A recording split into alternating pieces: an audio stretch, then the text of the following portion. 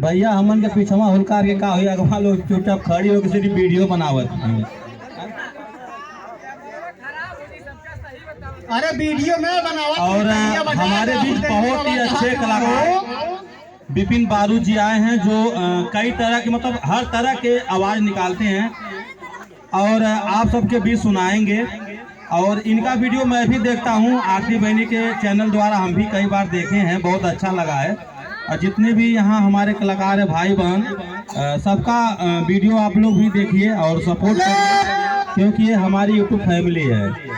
लेकिन एक ही बात का मुझे पछतावा है कि आप लोग ताली नहीं बजा रहे हैं। एक बार जोरदार ताली बजाइए तभी। अभी देखिए हमारे बारूद भाई यहाँ बारूद मचाएंगे यहाँ, क्या बात है। अभी इतना मजा नहीं आया।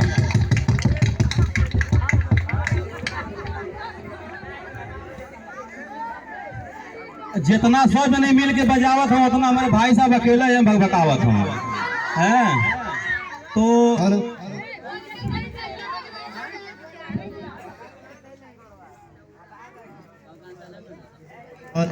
तो यहाँ आप लोग के बीच हमारे बारूद भाई आए और कई तरह की आवाज निकालें और मनोरंजन करिए ताकि हम लोग को भी और सबको भी हंसाइए आप।